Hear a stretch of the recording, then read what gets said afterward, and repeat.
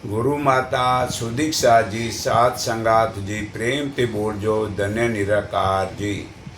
આજે આપણે દરેક વિદ્યાર્થીઓનું ભવિષ્યનું નિર્માણ પોતે જ કરવું જોઈએ। ધન, વિદ્યા, સન્માન, પદ, સ્વાસ્થ્ય, મિત્રતા વગેરે પોતાની મેળે મળતા નથી। તેને માટે ગુણ, કર્મ અને સ્વભાવ યોગ્ય રીતે વર્તન કરવું જોઈએ અને સફળતાઓ પણ માત્ર તેમને જ મળે છે। તો જુઓ, એક છોકરો ભણી રહ્યો હતો।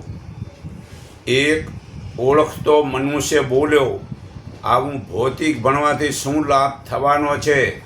તે છોકરો બોલ્યો કે હે ભાઈ, આપ જાણતા નથી, આ સમયે હું તકલીફ ભોગવવાનો સમય છે।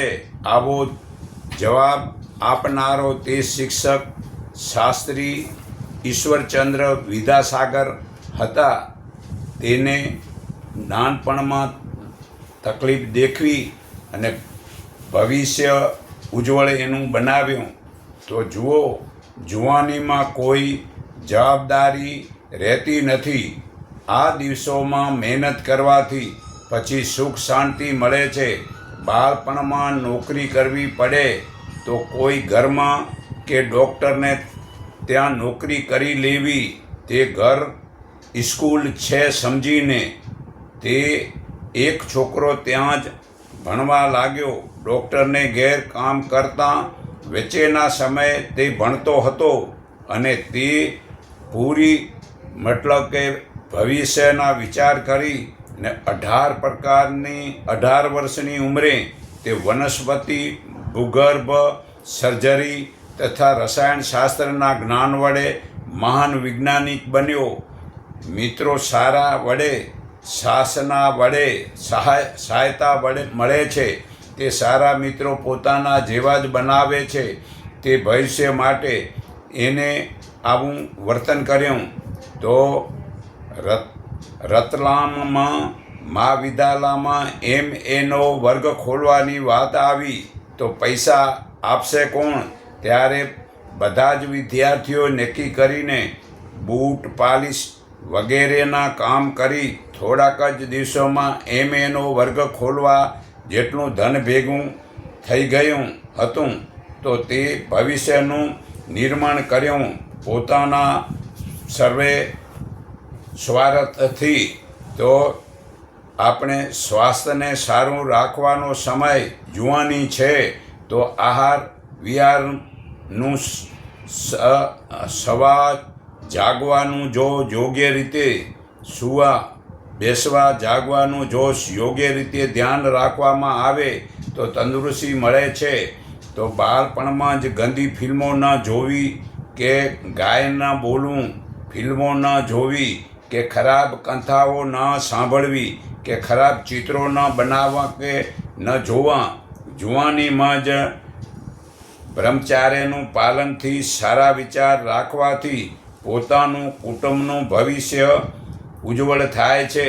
તો ખરેખર એક પિતા એટલા બધા ગરીબ હતા કે બાળકને પૈસા આપી શકે તેમ નહોતા, પરંતુ તે છોકરો ભણવાની સાથે ક્લાર્કની નોકરી કરતો અને સ્ટેનોગ્રાફર અને મુનિમપણનું કામ કરતો હતો અને કોમર્સ ભણ્યો અને દર મહિને 7 રૂપિયા પણ બચાવ્યા। તે કેનેડાના બાળકે ખૂબ જ મહેનત કરી। તે કારણે તેથી તેણે 128 સમાચાર પત્રો તથા પત્રિકાઓ બનાવ્યા, 95 રેડિયો તથા ટેલિવિઝન સ્ટેશન બનાવ્યા, 150 વ્યાપારિક તથા યાત્રિક ઉદ્યોગોની યાત્રિકાઓ બનાવ્યા અને 2 પ્રકારના સંસ્થાઓ અને 2 પ્રયાસ એજન્સીઓનો માલિક બન્યો। તો ભવિષ્યના નિર્માણ માટે પોતે જ આવી મહેનત કરી। તો આ જુવાનીમાં મહેનતથી જ આગળ વધાય છે। તો એક છોકરો જેનની પાઠશાળામાં ભણવા ગયો તે ભણીને ઘેર આવ્યો તો પિતાએ પૂછ્યું, બેટા તું ભણી આવ્યો છે?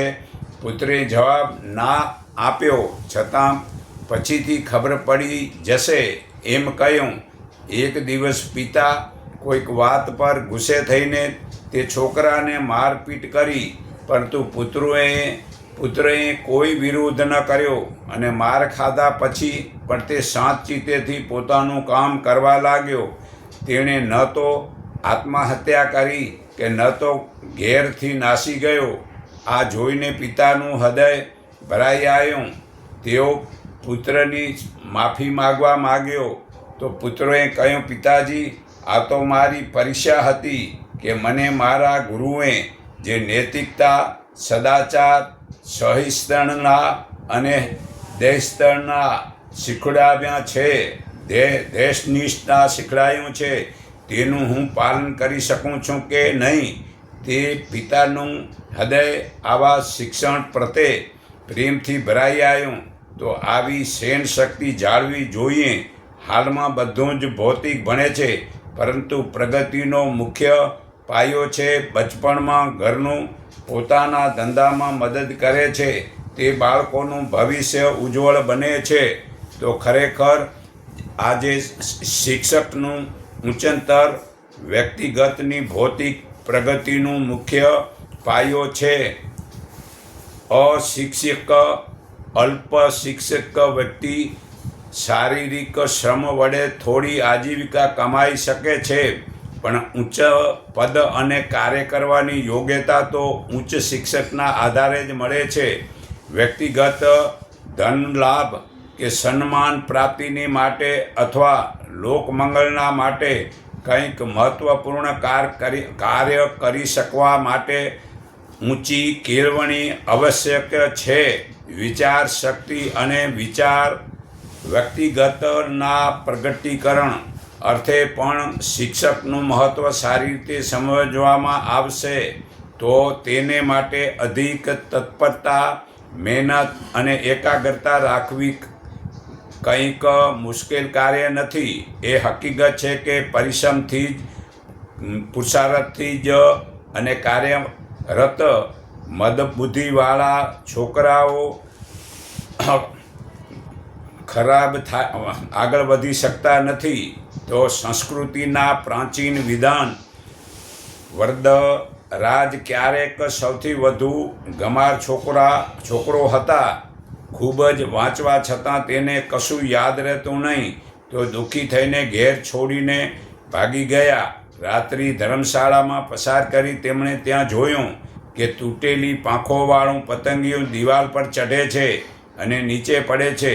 20 વખત નિષ્ફળ થવા છતાં 21મી વખતે દિવાલ ઉપર ચઢી ગયું.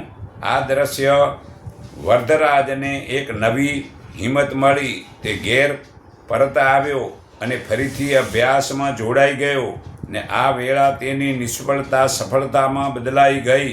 તો ઘરના કામોમાં મોટાઓને સાહસ કરવી, આત્મનિર્ભરતા વિકસિત કરવા માટે પોતાના કામ જાતે કરવા, થોડા ખર્ચમાં ચલાવી લેવું, સમયનું આયોજન કરીને દિનચર્યાનો અનુરૂપ ચાલવું, થોડો પણ સમય બરબાદ ન થવા દેવો, અવેશ અને ચીડિયાપણાથી બચીને શાંત સંતુલિત મગજ જાળવી રાખવું, સત્યાહિત્યના સ્વાધ્યાયની ટેવ પાડવી, સખત પરિશ્રમની ટેવ રાખવી, પૂરી ઈમાનદારીનું વર્તન કરવું, તેમજ પ્રસન્ન, શિષ્ય અને વિનમ્ર રહેવું વગેરે યુવાવસ્થાને શોભા આપનાર સદ્ગુણો જે છે તે સતરની શાલીનતાના અને સજ્જનતાની પ્રાપ્તિનો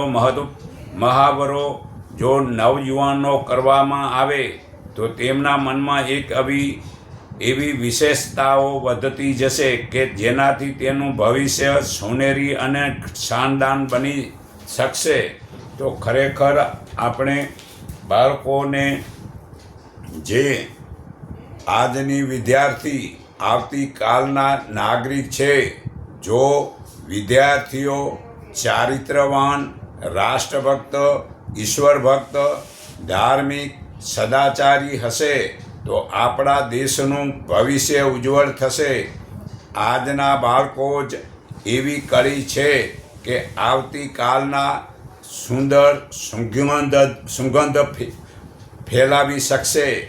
તેમજ તેમના દિવ્ય સદ્ગુણોનો ક્ષુણોથી સારા ચારિત્ર તથા ત્યાગ, તપ, સેવા તેમજ પુરુષાર્થથી સુગંધ આખા દેશમાં ફેલાશે.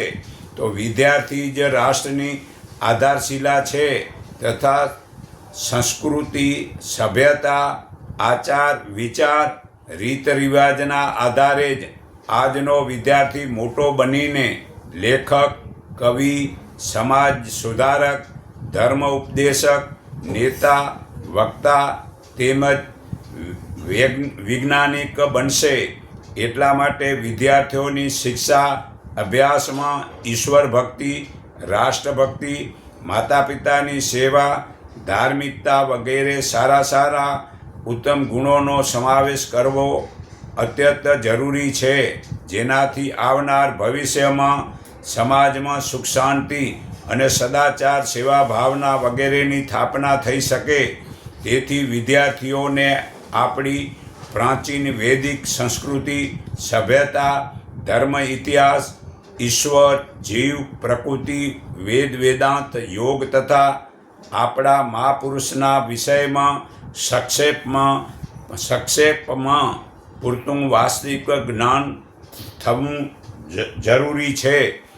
તો જ ભવિષ્યનું સારું થઈ શકે છે. તો ભવિષ્ય ઉજ્જવળ થવા માટે દરેક ખરેખર રઘુર્વેદ 8:48-14 તો આળસ છોડાવે તે બ્રાહ્મણોનો ધર્મ છે. તો આળસ અને નકામા વાર્તાલાપથી બચવા માટે હંમેશા કાર્ય કરવું. આપણે દુર્ગુણોથી દૂર રહીએ અને શ્રેષ્ઠ સંતાનોનો જન્મ આપીએ અને બધે જ આપણા જ્ઞાનની ચર્ચા થાય. જે મનુષ્ય કર્મ ઓછું કરે છે અને વાતું વધુ કરે છે તે મનુષ્યને આળસુ બનાવે છે અને ખોટા વખાણ કરે છે. તે તમોગુણી અને રજોગુણી પ્રવૃત્તિના છે. આ દુર્ગુણ તેને સ્વભાવ બની જાય છે. આળસુ લોકો ખોટું જીવન જીવે છે અને પોતાને અને કુટુંબને નુકસાન કરે છે. આપણે પોતાના ઉપર સંયમ રાખવો જોઈએ. આહાર, નિદ્રા તથા વિશ્રામ ઉપર યોગ્ય નિયંત્રણ રાખવું જોઈએ. એમ કરવાથી આપણે શ્રેષ્ઠ બનશું. ચારે બાજુ મધુરતા, સ્વસ્થતા, સાદગી અને સજ્જનતાનું વાતાવરણ ફેલાવશું અને સમાજમાં ફેલાયેલી ખોટી પ્રથાને બંધ કરશું. આપણે બાળકોને આળસ છોડાવી તેમની સામે એક મહેનતનું તથા સંયમી માણસનું ઉદાહરણ બતાવશું. ગીતા અધ્યાય 3 શ્લોક 20-21 જનક રાજા વગેરે આત્માજ્ઞાનીઓ આસક્તિઓ છોડીને કર્મ વડે જ પરમ સિદ્ધિ પામ્યા છે. વળી લોક કલ્યાણને જોતાં આસક્તિ રહિત થઈને પણ તું કર્તવ્ય કર્મનું પાલન કર. શ્રેષ્ઠ માનવી જે આચરણ કરે છે તેનું બીજા લોકો અનુકરણ કરે છે. તે જે આદર્શને પ્રમાણ બનાવે છે તેને લોકો અનુસરે છે. બીજું, રામજી સીતા માતા સાથે 14 વર્ષ સાથે હતા છતાં સંયમનું પાલન કર્યું હતું. બાળક નાનપણથી દોષ છોડી દે છે તે સમાજમાં એક શ્રેષ્ઠ નાગરિક બને છે. તેનો યશ ફેલાય છે. સંતાન સંસ્કારી અને ચારિત્રવાન બને તો તે માટે માતા પિતાએ પોતાના સુખ સગવડો છોડે છે. તે પોતાના જીવનમાંથી દોષ દુર્ગુણોને કાઢે છે. આળસ અને ખોટી વાતોથી હંમેશા દૂર રહો. આ જ બ્રાહ્મણનો ધર્મ છે. જે બ્રાહ્મણ જાણે તે સ્વાર્થમાં આંધળો થઈને પાપી બને છે, તે ભૂલ છે. બ્રાહ્મણનું કર્તવ્ય સર્વને યોગ્ય માર્ગદર્શન આપે તો લોકોમાં જાગૃતિ આવે છે. તો આળસ આત્માબળથી જ મનુષ્ય મૃત્યુને જીતી લે તે સાચી ઉપાસના છે. તો અથર્વેદ 13:2-29 હે મનુષ્ય, તમારો આત્મા સર્વની જેમ જ તેજસ્વી, પ્રકાશમાન અને મહાન છે.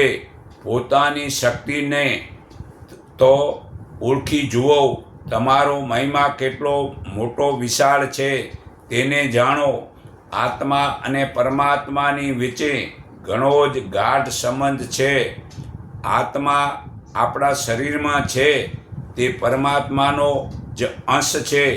તેની સત્તા બધા જ પ્રાણીઓમાં સમાન સમાયેલી છે. પરમાત્માએ આપણા આત્માને પોતાના પ્રતિનિધિના રૂપમાં આપણા શરીરમાં મૂક્યો છે અને તે આ શરીર વડે હંમેશા દેવ તત્વની તરફ આગળ વધતો રહે છે. એ આપણું સૌથી મોટું કમનસીબ છે કે અજ્ઞાનને કારણે આપણે આપણા આત્માને જ ભૂલી ગયા છીએ અને ખોટા દોષ દુર્ગણમાં ફસાઈએ છીએ. આત્માને ઇન્દ્ર પણ કહેવાય છે. તેથી હું ઇન્દ્ર છું અને કદી હારતો જ નથી. આત્માની શક્તિ અનંત છે. તેની પાસે આત્માબળ હોય છે. તેવો મનુષ્ય કદાપી હારતો નથી. આત્માબળની શક્તિમાં જ વિજય છે અને તેને ભૂલવામાં હાર છે. મનુષ્ય જ્યારે પોતાના આત્માને, પરમાત્માના સંબંધને, શ્રદ્ધાને અને વિશ્વાસને સ્વીકારી લે છે ત્યારે તે પોતે સર્વશક્તિમાન હોવાનો અનુભવ કરે છે અને તે દુઃખી ભાવથી મુક્ત બની જાય છે. ત્યાર પછી તે કોઈ પણ કાર્યમાં પરાજિત થતો નથી. આત્માબળથી જ મનુષ્ય મૃત્યુ પર પણ વિજય પ્રાપ્ત કરી લે છે.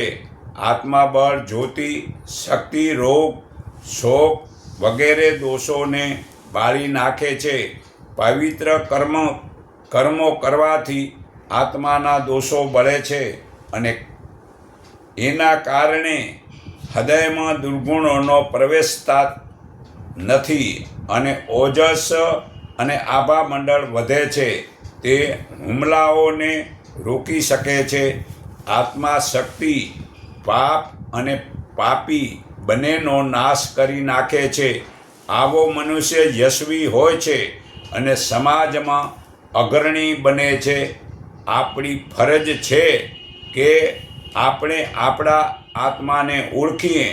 આત્મા નિરીક્ષણ કરતાં દોષ દૂર થઈ જાય છે. પરમાત્માની શક્તિ પછી જો બીજી કોઈ પણ શક્તિ હોય તો એ આપણા આત્માની જ છે. પોતાની શક્તિને જાણવી એ જ ઈશ્વરની ઉપાસના છે. તો આત્મા બળથી જ મનુષ્ય મૃત્યુને જીતી લે તે સાચી ઉપાસના છે. ફરીથી હું એવું કર્મ કરું કે મારું જીવનમાં યશ મળે. તો યજુર્વેદ 18:5 હું એવા કર્મ કરું કે જેથી મારું સત્ય, શ્રદ્ધા, મિત્રતા, ધન, વિશાળતા, કીડા, વિનોદ, વચન અને શુભ કર્મો મનુષ્ય સન્મુક્ત થાય. આપણું કેટલું સૌભાગ્ય છે કે આપણને આ દેવોને મુશ્કેલ છે તેવું મનુષ્ય શરીર મળ્યું છે. પરંતુ આપણી કેટલી ભૂલ છે કે આપણે તેને પેટ ભરવાની અને પ્રજનનની પશુઓની જેમ નાશ કરી નાખીએ છીએ.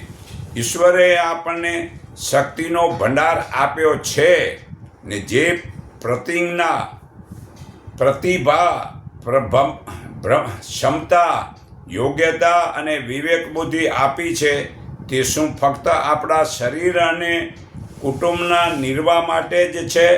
જો આપણે આપણી શક્તિને ઓળખીએ તો ખાતરી થશે કે આપણા ફરજના કર્મ કર્યા પછી આપણી પાસે કેટલો બધો સમય વધે છે અને ધન વધે છે અને બળ વધે છે. તેમનો આપણે સારો ઉપયોગ જ કરતા નથી, પરંતુ ઉલટો ખોટા કર્મોમાં પડતા જઈએ છીએ. વેપારમાં મનુષ્યને વધારેમાં વધારે 10 કલાક જાય છે, 7 કલાક સૂવામાં જાય છે, 3-4 કલાક ભોજન વગેરેમાં જાય છે, છતાં રોજના 4 કલાક બચે છે. તેનો કેટલો અને કેવો ઉપયોગ કરીએ છીએ તેના વિશે પણ કોઈક વાર વિચાર કરવો જોઈએ. લોકમંગળ તથા પરમાર્થને જ સાચી ઈશ્વરની પૂજા કહેવાય છે અને ખોટા પાખંડ, અજ્ઞાન તથા આળસનો નાશ કરવા માટે જે પણ તકલીફો સહન કરવી પડે તેને ઉચ્ચ કોટીના તપ કહેવાય છે. આ વાતો પર જેટલું ધ્યાન આપશું તેટલા પ્રમાણમાં આપણી આત્માની પ્રગતિ થશે અને આત્માશક્તિ વધશે. આપણા અંતઃકરણમાં પેઠેલા પરમાત્માના અવાજને પણ સાંભળવો જોઈએ. આપણી શક્તિને માયાના મોહમાં વાપરી નાખવી તે તો મૂર્ખતાપણું જ છે સાબિત થાય છે અને એ મોંઘી પડશે. પરંતુ ચારિત્રવાન લોકો આ પ્રકારના આદર્શ જીવનને અપનાવીને યશસ્વી બને છે. જે મનુષ્ય આ જ્ઞાન મારા ભક્તોને કહેશે તે મને જ પામશે, તે મનુષ્ય મને વધુ પ્રિય છે. ગીતા અધ્યાય 68-69 ભક્ત પ્રભુને યાદ કરે છે, સંત એ જ છે, પરમાત્મા તેને યાદ કરે છે. તો અથર્વવેદ 2:11 બધાને ખરાબ ટેવ છોડવાની શક્તિ પરમાત્માએ આપી છે. તો સારા કે ખરાબ બધા કર્મો મનુષ્યથી જ થાય છે.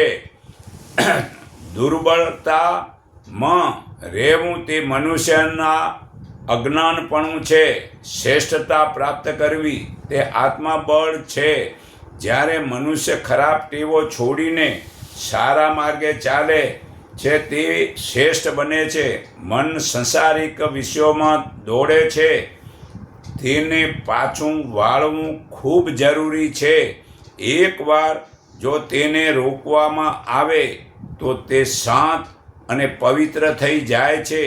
જો મનને બહાર જતું રોકીને અંતર્મુખી કરવાથી પોતાના લક્ષ્યને પ્રાપ્ત કરે છે. જ્ઞાની લોકોની પાસે આત્મદ્રષ્ટિ હોય છે. તે ભલેને ભૌતિક સંસારમાં રહેતો હોય, પરંતુ પોતાના વિવેકથી તે ઇન્દ્રિય માટેનો લોભને છોડી દે છે. ભૂલો મનુષ્યથી જ થાય છે અને તેને સુધારવી તે શક્તિ પરમાત્માએ તે બધાને આપી છે. જો તે ખરેખર પોતાના વ્યસન ફેશનને છોડવા માટે શુદ્ધ વિચારોને જીવનમાં ઉતારીએ તો એ પણ સત્ય છે કે સ્વભાવથી છોડી શકીએ છીએ. જે સારા વિચારથી તે ખરાબ ટેવોને છોડી શકીએ છીએ. તો પહેલું કે મન ઉપર નિયંત્રણ કેવી રીતે થાય? બીજું, મનની ઉપર નિયંત્રણ આધ્યાત્મિક શુદ્ધ જ્ઞાનથી વૃદ્ધિથી થાય છે. આધ્યાત્મિક શુદ્ધ જ્ઞાન કેવી રીતે મળે છે? એવો વિચાર કરીએ કે હું એક ચેતન આત્મા છું અને મન, ઇન્દ્રિયો અને શરીરનો સ્વામી છું. શરીર, મન, ઇન્દ્રિયો જડ છે. મારી ઈચ્છા અને પ્રયત્ન વિના શરીર, મન, ઇન્દ્રિયો પોતાની મેળે કોઈ પણ કામ કરતી નથી. હું મારી ઈચ્છાથી જે કામ કરવા ઈચ્છીશ તે કામ કરીશ જે કામ કરવું નથી તે હું નહીં કરું. હું જે વિચારોને ઉઠાવવા માગીશ એ જ વિચારીશ, અને જે વિચારોને ઉઠાવવા નથી માગતો તે નહીં ઉઠે. મન, વાણી અને શરીરથી સાવધાની અને સતત ઈમાનદારીનો વ્યવહાર કરવાથી આધ્યાત્મિક શુદ્ધ જ્ઞાન વધે છે. તો ગીતા અધ્યાય 2 શ્લોક 52-53 જે કચરો હું તુંના મોહ, સ્વાર્થ, લોભ વગેરેથી પડે છે તે સમાધિથી બાળો, પરંતુ ટીવી, મોબાઈલ જ્યાં ત્યાં ફરવાથી પાછો કચરો ભરાય છે તો કાઢતા નથી. અને ભરો શા માટે છો? તો ખરેખર કુટુંબમાં સ્ત્રી જે વધુ પ્રિય કેમ લાગે છે? આ યજુર્વેદ 35:21 જેમનામાં પૃથ્વી જેવા સમભાવના ગુણો હોય છે, ક્ષમાભાવના ગુણો હોય છે, અને જે ક્રોધથી મુક્ત હોય અને બીજાઓની ભૂલનું નિવારણ કરનારી હોય તે સ્ત્રી ઘર સંસારને યોગ્ય છે. કુટુંબમાં સ્ત્રી પોતાના વ્યક્તિત્વના આધારે માન મેળવે છે. જેનામાં વધુ લાયકાત હશે તે વધુ સન્માન પાત્ર બનશે. જે પતિનું ખોટું ન વિચારે એ જ પત્નીનું મુખ્ય કર્તવ્ય છે. જીવનભર તે નિભાવવું જોઈએ. કુટુંબના બધા સભ્યો પ્રત્યે તેનો વ્યવહાર પ્રેમપૂર્ણ હોવો જોઈએ. કોઈની સાથે વેર કે ખોટો ગુસ્સો ન કરવો. ક્ષમા સ્ત્રીનો સર્વશ્રેષ્ઠ ગુણ છે. પત્નીમાં આધ્યાત્મિકતા, શ્રદ્ધા, મહેનત અને ઈશ્વર ભક્તિ પણ હોવા જોઈએ. ઈશ્વર ભક્તિથી જ સાત્વિકતા વધે છે, મનોબળ વધે છે અને આત્માબળ વધે છે. તેનાથી જીવનમાં પ્રગતિનો વિકાસ વધે છે. ઈશ્વર ભક્તિથી જ સ્ત્રીની તેજસ્વીતા વધે છે. તેના ચારિત્ર બળ પર તેજસ્વીતાનો આધાર રહેલો છે. પવિત્ર ચારિત્ર મનુષ્યને દેવતા બનાવી દે છે અને સ્ત્રીને સતી, સાધ્વી અને દેવી બનાવે છે. એનાથી કુટુંબમાં તેની પ્રતિષ્ઠા વધે છે. જો ચારિત્રવાનની સાથોસાથ જ્ઞાનનું બળ પણ હોય તો તે સ્ત્રીને પૂજ્ય અને શ્રેષ્ઠ બનાવી દે છે. જે રીતે વિષ્ણુ સર્વત્ર પૂજ્ય અને પ્રતિષ્ઠિત છે, તે જ રીતે પણ બધાના અંદરનો પાત્ર બને છે, આદરનો પાત્ર બને છે. આવી ચારિત્રવાન, જ્ઞાનવાન અને પતિવ્રતા સ્ત્રી કુટુંબમાં બધાને ચારિત્રવાન, રાષ્ટ્રભક્ત, ઈશ્વર ભક્ત, ધાર્મિક, સદાચારી અને સદ્ગુણના માર્ગે લઈ જાય છે. તેમને યશવી અને દીર્ઘજીવી બનાવે છે તથા જીવન લક્ષ્યની પ્રાપ્તિના સહાયક બને છે. સુશીલ અને નિપુણ સ્ત્રી ઘરની શોભા છે. તેથી સ્ત્રીઓએ આપણી પ્રાચીન વૈદિક સંસ્કૃતિ, સભ્યતા, ધર્મ, ઇતિહાસ, ઈશ્વર, જીવ, પ્રકૃતિ, વેદાંગ, યોગ તથા આપણા મહાપુરુષોના વિષયમાં સંક્ષેપમાં પૂરતું વાસ્તવિક જ્ઞાન થાય છે. તો ખરેખર ક્રિકેટ, ટીવી, મોબાઈલમાં વિષય છોડી અને કુટુંબનું હિત થાય તેવું વર્તન કરો તો સર્વેના હૃદયમાં રહેલા પરમપિતા પરમાત્માના આત્મા અંશને હું મારા હૃદય ભાવથી નમન કરું છું. એકને ઓળખો, એકને માનો, એક સંગઠિત થાવ. એટલું કહી હું મારી વાણી વિરામું છું.